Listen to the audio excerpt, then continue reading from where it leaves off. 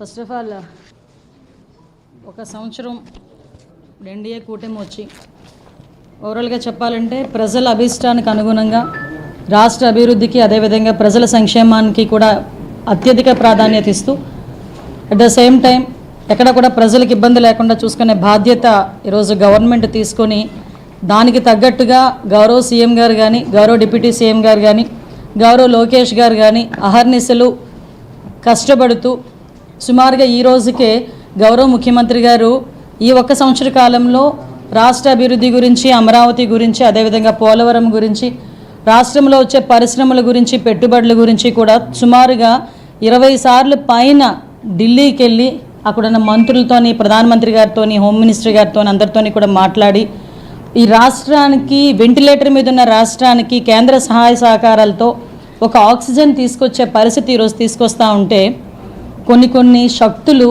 నిజంగా వాటిని ఒక అరాచక శక్తులు అనాలా వాళ్ళని మనుషుల లెక్కలోకి తీసుకోవాలో నాకైతే అసలు అర్థం కాని పరిస్థితి. నాకు నిన్న ఒక పోస్టింగ్ వచ్చింది.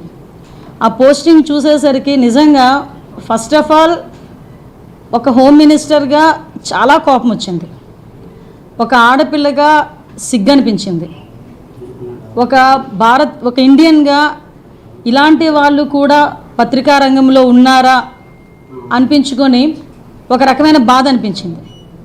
అంటే పరిస్థితులు ఎలా ఉన్నాయంటే ఒక ఎథిక్స్ మెన్షన్ చేసుకొని ఒక ప్రభుత్వానికి ప్రజలకి మధ్యగా వారధిగా ఉండాల్సిన పత్రికా సోదరులు కానీ అదేవిధంగా పత్రికా రంగాలు కానీ ఈరోజు ఎవరు అభిష్టం మేరకో లేకపోతే ఎవరి కళలో ఆనందం చూడటానికో నోటికొచ్చినట్టు మాట్లాడే పరిస్థితి నిజంగా చాలా దాన్ని ఎలా నాకు వ్యక్తపరచాలో కూడా నాకు అర్థం కావట్లే. బాధని ఎలా వ్యక్తపరచాలో కూడా నాకు అర్థం కావట్లే.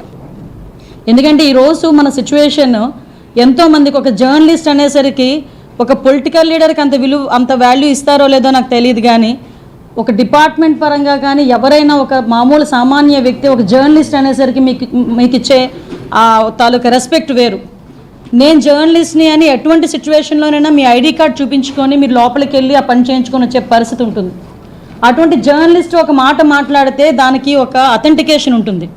ఒక జర్నలిస్ట్ ఒక విశ్లేషణ ఇస్తే దాన్ని బేస్ చేసుకొని దేశ రాజకీయాలే మారిపోయిన సందర్భాలు కూడా చాలా ఉన్నాయి.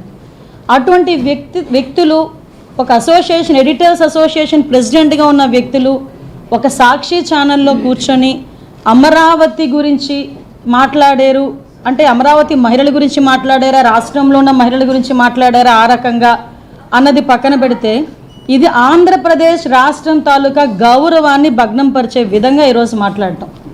నేను ఎందుకు ఈ మాట చాలా క్లియర్గా చెప్తున్నానంటే ఈరోజు సాక్షి పేపర్ ఎవరిదో మనందరికీ తెలుసు. సాక్షాత్తు ఎక్స్ సీఎం నా పులివెందుల ఎమ్మెల్యే జగన్మోహన్ రెడ్డి గారు వాళ్ళ భార్య భారతిరెడ్డి గారిది. సో అక్కడ కూర్చొని అమరావతి గురించి అలాంటి మాటలు మాట్లాడడం నాకు తెలిసి వైసీపీ వాళ్ళు కూడా హర్షించకూడదు, వాళ్ళు కూడా ఎట్టి పరిస్థితులను యాక్సెప్ట్ చేయకూడదు. ఇది ఇంకొకటి ఏంటంటే అమరావతి అంటేనే జగన్మోహన్ రెడ్డికి ఒక రకమైన అక్కసు.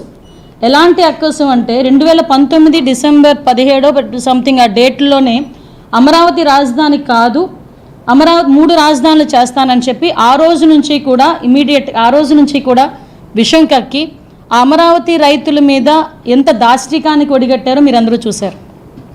చాలామంది మహిళా రైతులు అమరావతి గురించి మాట్లాడేటప్పుడు ఇప్పుడు మండలి మన బొత్స సత్యనారాయణ గారు ఆయన ఆ రోజు అదొక శ్మశానం అని మాట్లాడిన సందర్భాన్ని కూడా ఈరోజు గుర్తు చేయాలి. అట్ ద సేమ్ టైం ఒకానొక సందర్భంలో కొంతమంది అది అమరావతి కాదు కమరావతి అని చెప్పి మాట్లాడిన సందర్భాన్ని కూడా ఈరోజు మీకు గుర్తు చేయాలి. న్యాయస్థానం నుంచి దేవస్థానం అని చెప్పి అమరావతి నుంచి మన తిరుపతికి పాదయాత్ర చేశారు, 45 రోజుల పాటు పాదయాత్ర చేశారు.